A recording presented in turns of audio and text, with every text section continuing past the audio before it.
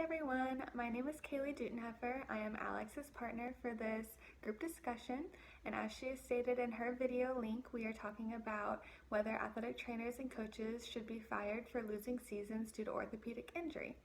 So as you've probably heard, she covered topics 1 and 2, so I'm going to move on to processes 3 and 4. So step 3 is you need to, since you've identified the problems, you need to start generating some possible solutions. So Alex and I brainstormed together and then went off separately and came up with some things on our own. A couple of the things that we came up with was that teams in general, especially in the NFL, will have multiple players for each position. So we've discovered is really important that not only are we training our primary team or our starters to be the best, we also need to be teaching our secondary and third teams to be able to play just as well in their position within their own team, as well as integrating them in with other primary players, so that if someone does get injured or goes down and needs to be removed from the field, somebody can jump up and it immediately be a fixed problem, not something that we'd have to worry about losing the game for. Our second step, we decided that injuries aren't really preventable, but we can take a few precautions, but that doesn't necessarily mean that coaches and athletic training staff should be on the hook for if someone gets injured and they lose the game. That shouldn't be something that these coaches and athletic trainers get fired for. So with that being said, there's always athletic training measures that we can take.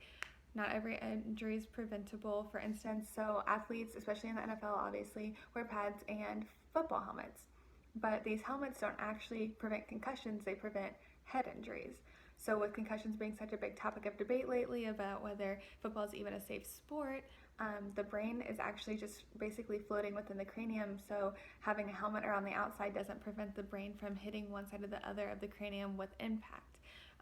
So there's been a lot of preventative measures taking care of getting nice helmets and making sure it fits properly, but it's not something that we can necessarily prevent. So it seems unfair to blame the athletic trainers and the coaching staff for not allowing a player to go back in when they've got a concussion, because that's actually a deadly injury. Moving on to step 4, our book diagram said to choose the best solution and look for ways to implement it.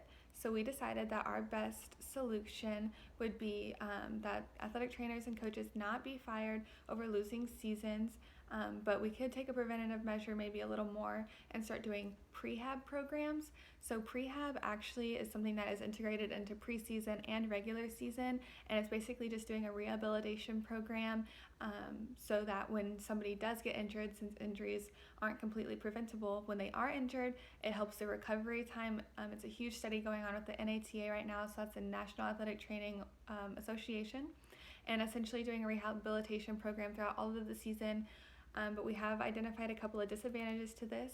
It would be timely, so we already know that there's a lot of crunch time getting ready, doing preseason, getting ready for opening day, and it might be a little more costly depending on if they would have to hire in another athletic trainer depending on what hours they're allowed to work.